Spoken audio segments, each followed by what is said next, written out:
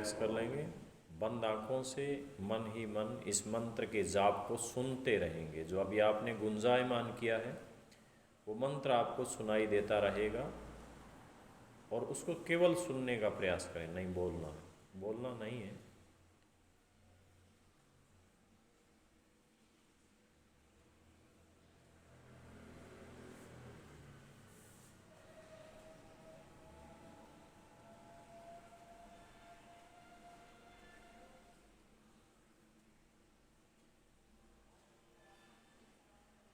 अपना पूरा ध्यान अपने आराध्य भगवान कृष्ण पर केंद्रित करेंगे। उनके चतुर्भुज रूप को देखने का प्रयास करेंगे। उनकी चतुर्भुजाएं, उनका मुकुट, उनका सुंदर चेहरा, कांतिमय चेहरा, चमकता हुआ चेहरा, मुस्कान भरा हुआ चेहरा,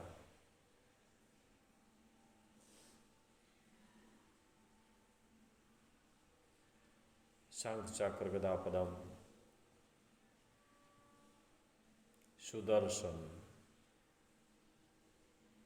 पीतांबर, मोर मुकुटधारी, मुरारी, बंसीधर, अधरों पे सुंदर बंसी रखे हुए उस स्वरूप का दर्शन करेंगे। उस भगवान के मनमोहक स्वरूप को नमन करेंगे, उनको प्रणाम करेंगे, उनको साक्षी मानेंगे, उनको हाजिर नाजिर मानेंगे। और ठीक आज ही के दिन भगवान कृष्ण ने महाभारत के समय कुरुक्षेत्र में अर्जुन को आधार बना करके गीता का उपदेश दिया था। आज ही के दिन हमारा पवित्र धर्म ग्रंथ गीता, मद्भागवत गीता का उदाहरण हुआ था, प्रादुर्भाव हुआ था, जन्म हुआ था। भगवान कृष्ण का अद्भुत ज्ञान, उस चित्र की कल्पना करें जब भगवान कृष्ण और अर्जुन रथ पर महाभारत के दोनों ओर कौरव और पांडवों की सेनाओं के बीच में खड़े हैं और अर्जुन के संशयों का निवारण करने के लिए, अर्जुन की अज्ञानता का निवारण करने के लिए समस्त सृष्टि को जिन्होंने एक अद्भुत ज्ञान, अलौकिक ज्ञान दिया, ऐसा ज्ञान जो आज तक कोई भी दे नहीं सका, और जिस ज्ञान की जितनी महिमा उस समय थी उतनी ही महिमा आज के आधुनिक युग में भी उतनी ही महिमा है।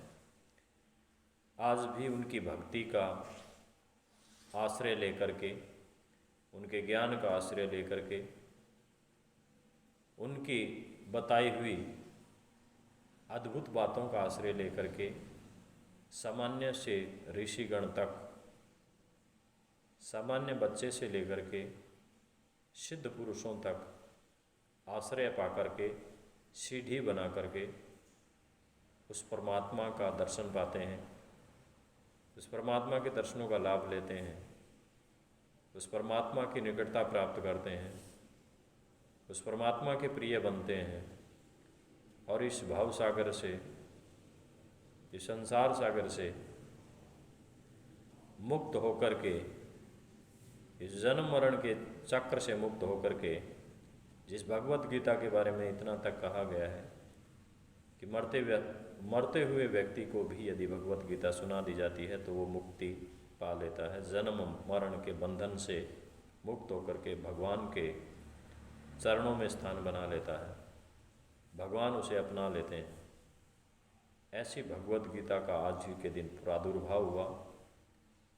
आज ही के दिन भगवान कृष्ण ने गीता का उपदेश दिया।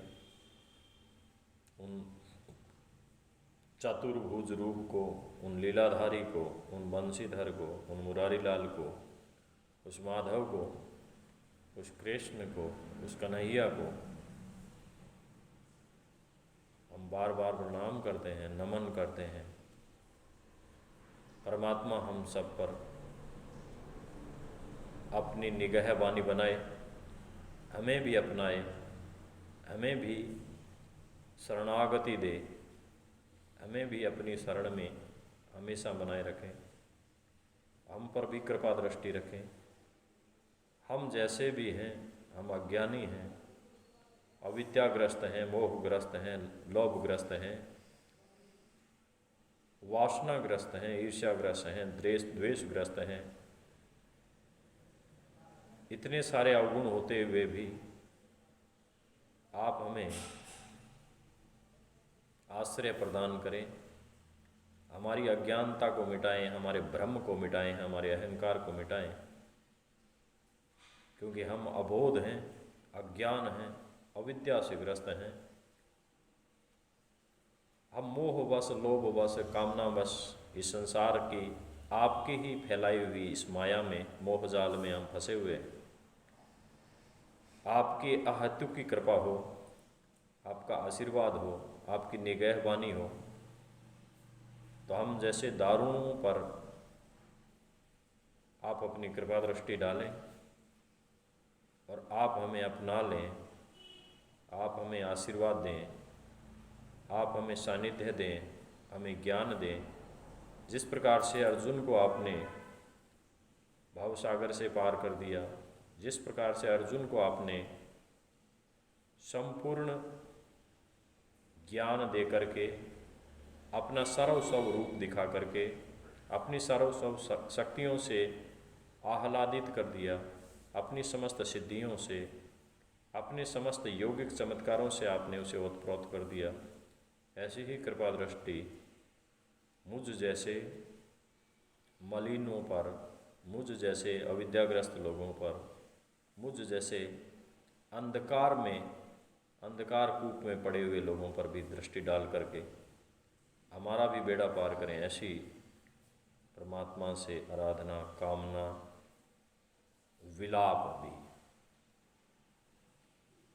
रिलैक्स करें।